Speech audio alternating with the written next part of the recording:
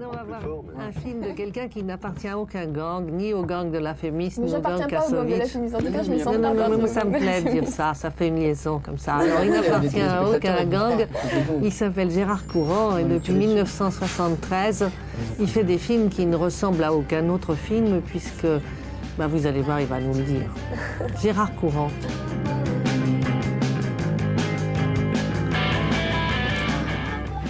Alors vous travaillez, vous travaillez dans le cinématon, vous. Oui, entre autres, c'est une bonne partie de mon activité, oui. En fait, depuis 1978. Ouais. Mais j'ai commencé à faire des films dès 1970 à l'école avec des copains. Et puis, comment, avec une petite caméra Super 8? Oui, avec une petite caméra Super 8. Puis après, j'ai fait un premier long-métrage expérimental en 77 qui avait été primé à Belfort. Et puis, j'ai commencé les cinématons début 78. On va fêter les 18 ans du cinématon. Et là, maintenant, j'ai filmé près de 1800 personnes. Ça représente, je crois, 118 heures de film. Il y a déjà eu des grandes rétrospectives. Vous stockez ça où? Vous savez, chez moi, c'est transformé en cinémathèque. Il y a des... il y en a dans la salle de bain. Il y en a absolument de partout. Il y a également des dossiers, il y a des cassettes vidéo, il y a des photos, enfin, il y a des dossiers de presse, il y en a absolument de partout. Pour entrer chez moi, c'est assez diffifile. Et votre femme dit, on ne peut pas faire le ménage avec tout ça? Non, mais maintenant, je vis seul parce que c'est plus possible de vivre à deux. Voilà, c'est ça.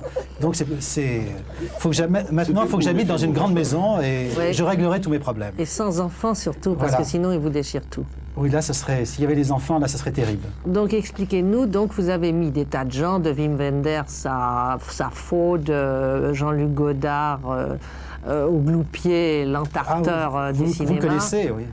J'ai lu un peu quand même. Non, et vous les avez mis devant une caméra et vous leur avez dit, faites ce que vous voulez. C'est ça, mais dans des règles très précises de cadrage. Donc, c'est un gros plan, un peu une photo d'identité. C'est le même cadrage que la photo d'identité. C'est en cinéma muet, ce qui est un exercice très délicat et très difficile. Et il n'y a qu'une seule prise. Ça aussi, c'est très difficile. Et après, les gens font absolument ce qu'ils veulent.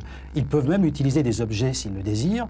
Mais ces règles qui sont absolument les mêmes depuis le premier cinématon obligent les gens à se mettre en scène d'une façon très très particulière et ça donne des résultats souvent surprenants, mais pas si surprenants que ça quand on connaît bien les gens. On s'aperçoit que c'est très révélateur des gens quand il y a des spectateurs dans les salles de cinéma qui connaissent par exemple un cinématonné, quand ils sortent de la salle, ils disent « mais qu'est-ce que c'est lui ?» ou « qu'est-ce que c'est elle ?»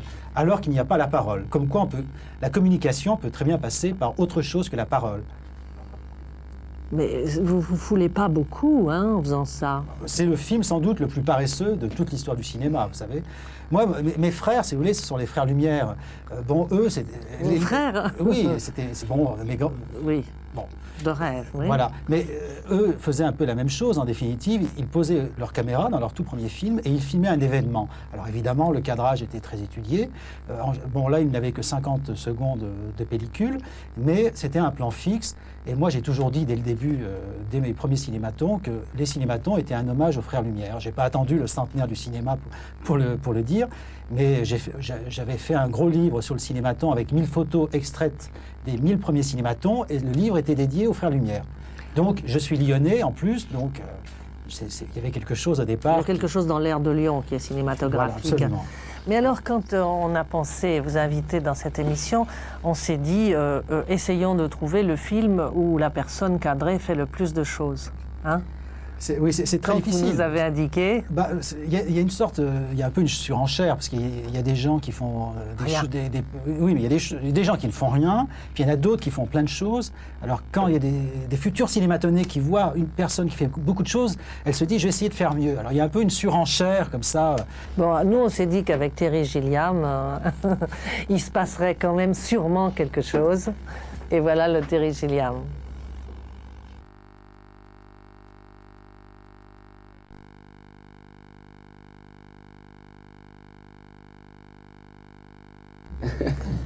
Ça vous prend beaucoup de préparation de faire ça? Alors, ça dépend. Là, le Terry Gilliam, je l'ai rencontré, c'était pendant le festival de Deauville, et je l'ai filmé 5 minutes après. Par contre, il y a des gens que j'ai filmés 10 ans après leur avoir proposé, parce que ces personnes m'ont dit ça me passionne, il faut que je réfléchisse.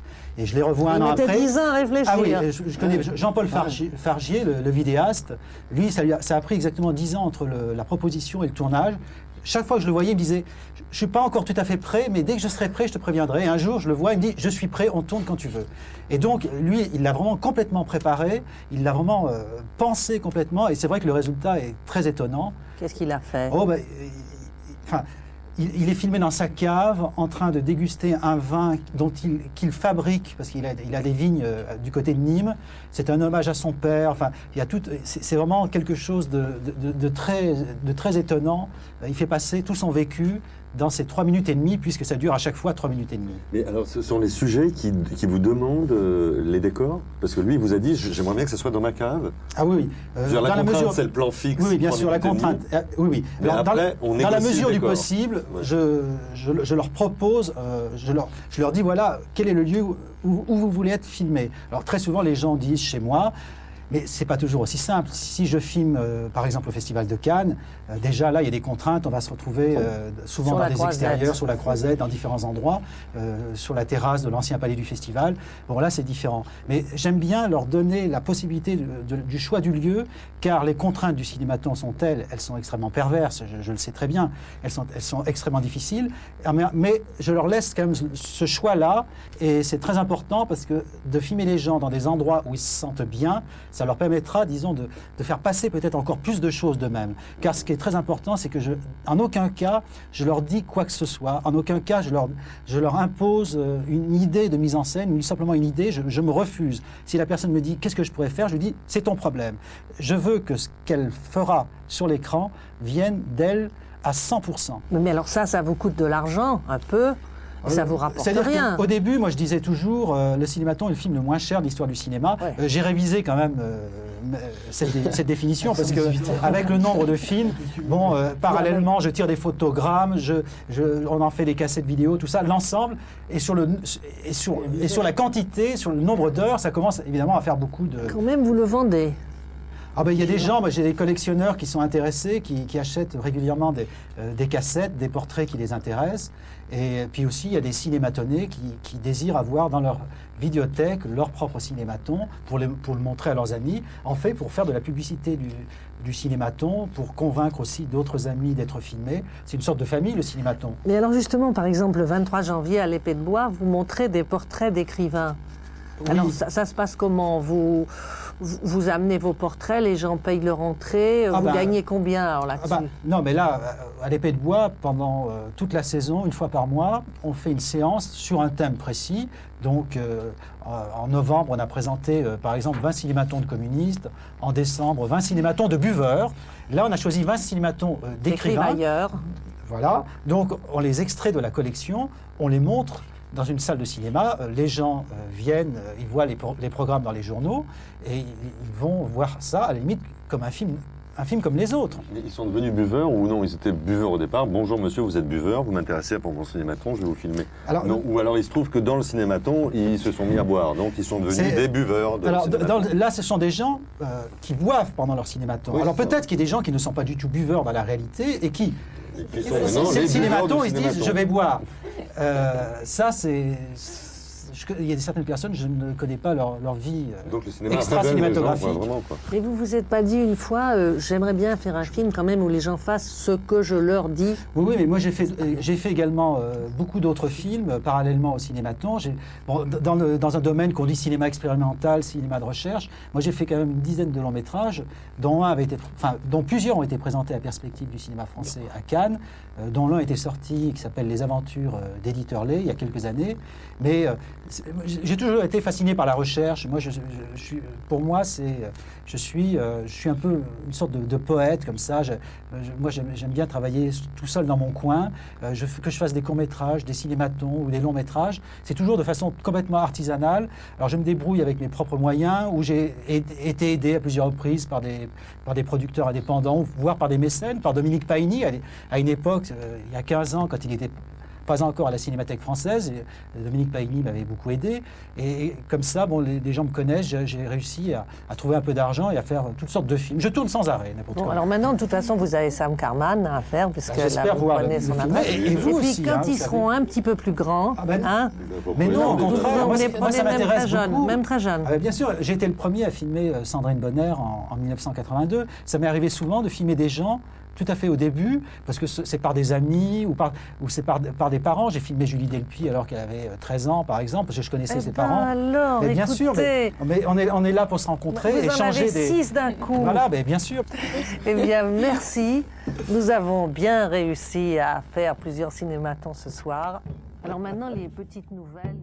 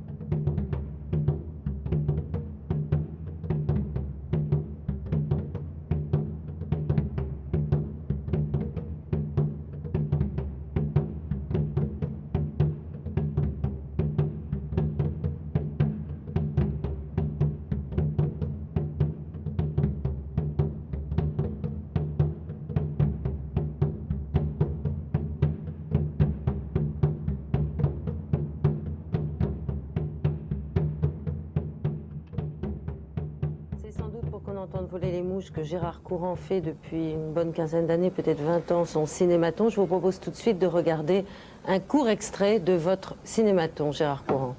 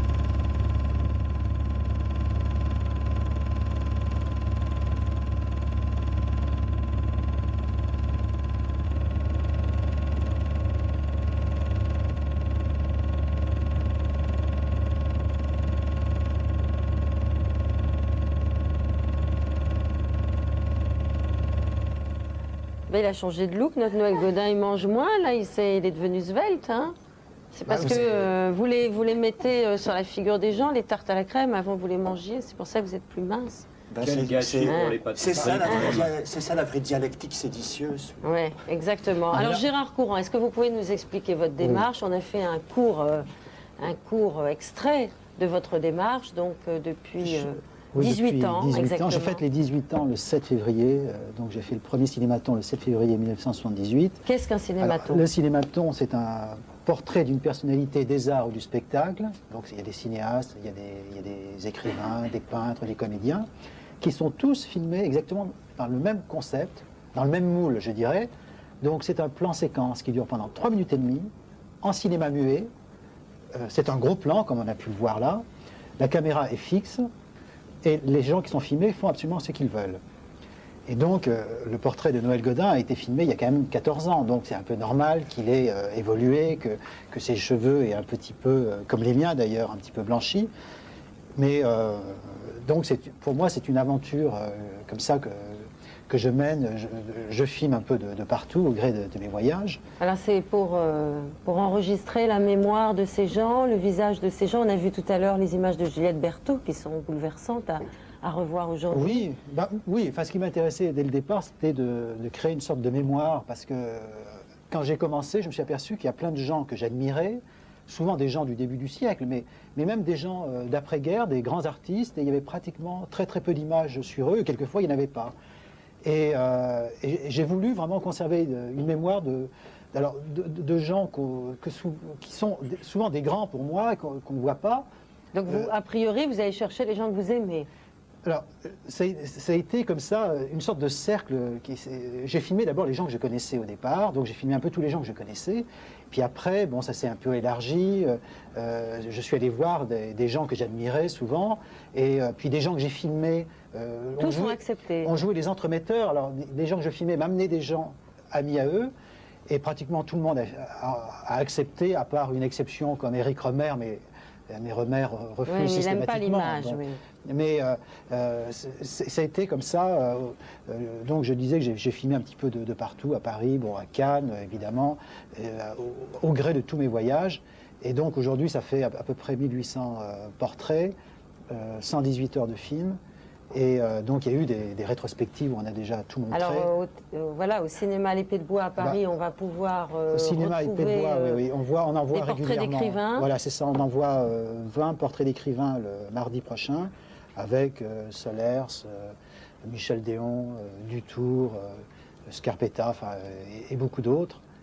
Et quel est ce procédé alors? C'est comme si vous mettiez les gens devant leur propre image, devant une glace, et il faut qu'ils soient le plus naturel possible, mais en même temps ils peuvent jouer les pitres, non? Être naturel, non, enfin, pour moi, ça n'existe absolument pas. Dès qu'il y a une caméra, on ne peut pas être naturel. Hein. Ou alors il faut qu'elle soit cachée. Ah oui, donc moi, au contraire, elle est complètement mise en avant. C'est un certain face-à-face avec une caméra. Et donc, et le dispositif étant tel, cinéma muet, plan séquence de 3 minutes et demie, plan fixe, le concept fait que les gens sont... Bon, même s'ils essaient de se dérober de mille façons, ils sont obligés de se montrer vraiment tels qu'ils sont. Et les spectateurs, à la sortie des projections, c'est de dire, quand ils connaissent bien quelqu'un qu'ils ont vu sur l'écran, c'est de dire, oh là là, mais qu'est-ce que c'est lui ou qu'est-ce que c'est elle? Alors qu'il n'y a pas la parole. Moi, j'arrive à démontrer que sans la parole, les gens arrivent quand même vraiment à se montrer. Parce qu'on dit toujours dans nos sociétés occidentales, il n'y a que la parole comme moyen de communication numéro 1. Mais moi, je prouve le contraire. J'essaie de prouver qu'on peut continuer à faire du cinéma muet aujourd'hui. Et bon, pour moi, la grande époque du cinéma, je suis peut-être désolé pour certaines personnes, mais pour moi, c'est le cinéma muet. Je trouve qu'on n'a jamais fait passer autant d'émotions que le cinéma muet. Et si, par exemple, Pasolini est très touchant dans certains de ses films, il y a un côté cinéma muet. On voit que Pasolini est un grand admirateur du cinéma muet. Et donc, moi, j'essaie de retrouver un petit peu ces moments-là qui sont perdus aujourd'hui dans le cinéma. Essayer de temps en temps, j'arrive à atteindre ces petits moments d'émotion. Et quand j'atteins ces moments d'émotion, pour moi, je suis le plus heureux des hommes. Merci Gérard Courant. Donc si on veut découvrir votre travail, eh bien, il faut se rendre à l'Épée de Bois, à Paris, tous les... C'est tous les mois. Et tous les mois, une grande rétrospective. C'est mardi prochain. Voilà, mardi prochain, donc, pour découvrir ce long fleuve tranquille de ces personnalités que vous épinglez pendant 3 minutes et demie en silence. On va terminer cette longue séquence cinéma par le choix subjectif, forcément subjectif.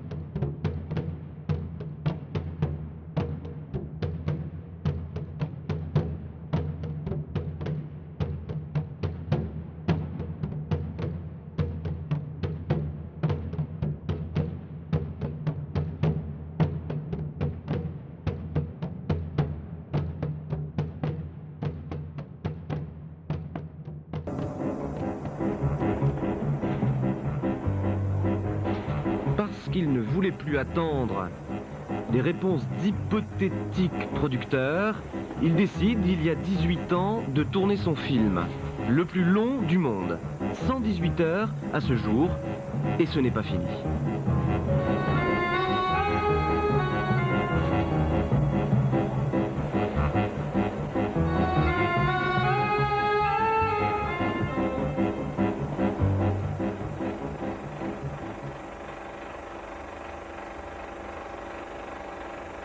Je dis toujours que l'art, c'est de faire passer les idées dans les actes. Parce que c'est facile d'avoir des idées. Moi j'ai des amis, ils me disent, moi j'ai 100 idées par jour, mais je ne fais rien.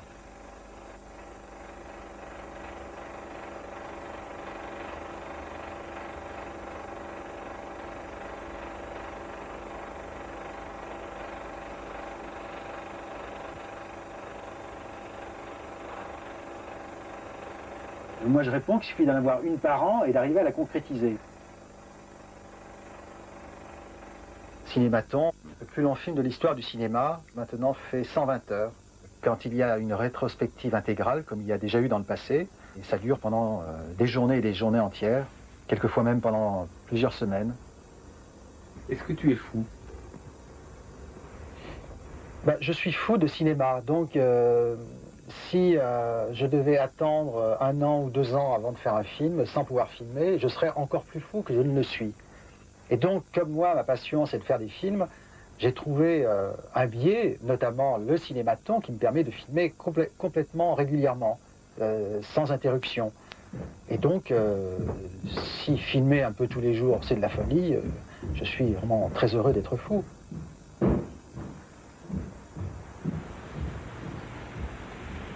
Le premier cinématon a été réalisé le 7 février 1978. Sur moi, j'ai vu le résultat quelques jours après et j'ai été complètement surpris car je croyais n'avoir absolument rien fait et il se passait plein de choses sur mon village. Enfin, je me suis dit, alors là, il faut absolument continuer sur les autres. Là, vraiment, je tiens quelque chose et il faut absolument continuer dans cette voie-là.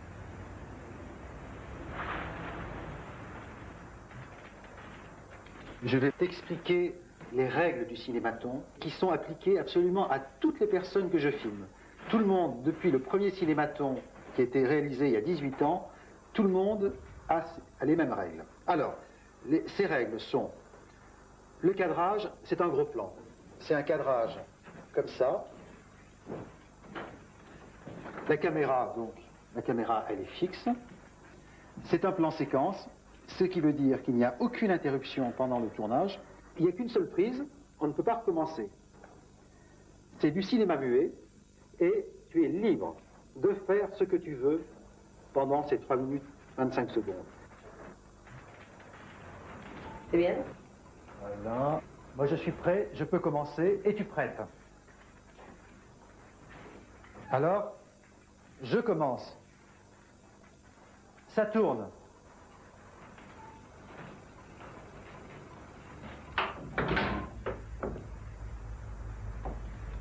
Il faut déjà croire dans ce qu'on fait. Si on ne croit pas dans ce qu'on fait, je ne crois pas que ce soit possible d'être un artiste.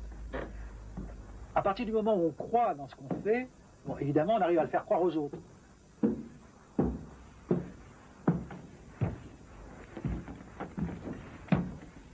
Je me suis mis à filmer des écrivains, des peintres, et c'est devenu vraiment le cinématon qui sont des portraits d'artistes et de personnalités du milieu du spectacle.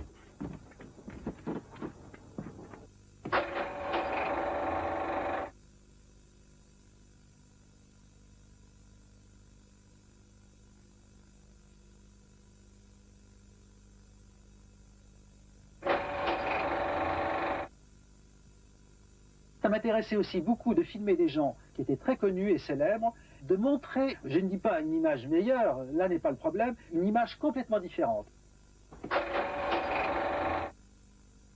Le fait d'enlever le support de la parole aux gens que je filme me permet d'aller beaucoup plus à l'intérieur d'eux. C'est-à-dire que s'il y a la parole, automatiquement, les gens vont meubler le temps. Ils vont se servir de la parole comme d'une sorte de canne, d'une prothèse. Et quand on a enlevé le masque de la parole, qu'est-ce qu'on voit?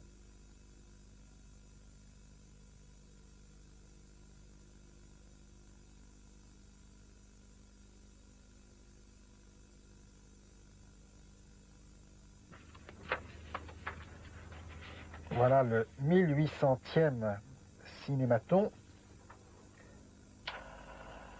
Blanca Lee, Blanca qui est espagnole, qui est chorégraphe, danseuse et comédienne.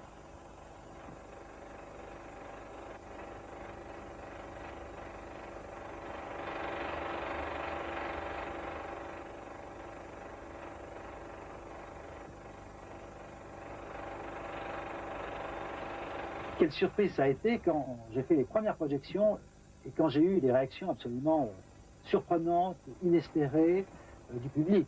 Parce que quand la personne est projetée et face au public, elle regarde le public dans le blanc des yeux. Et souvent le public parle avec la personne. Et certaines séances, quelquefois, se transforment en happening.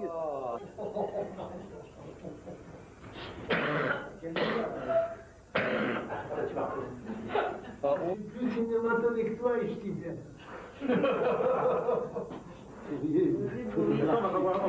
Taisez-vous, ça tourne, les moteurs, allez. Fermez vos gueules, allez. Bande de cons. Ah, le Depardieu du pauvre. C'est fabuleux, c'est fabuleux. Je n'y retournerai plus. Oh ouais, monsieur, s'il vous plaît, arrêtez, hein. Arrêtez, hein. Le premier cinéma où le spectateur peut s'exprimer. Je vais vous dire, hein. En fait, moi, je vais vous dire, hein.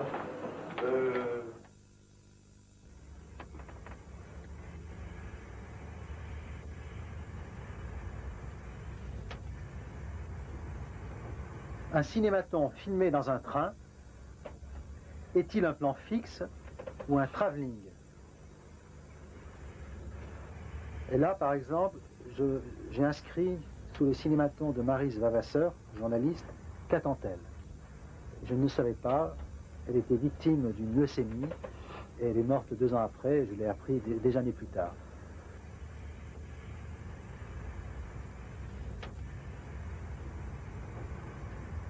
Florence Jauger, cinématon 560. Elle adore toute image d'elle-même. Elle aime être regardée. Elle imagine que la perfection des rapports humains tient à cette prééminence du regard de l'autre. C'est moi. Oui.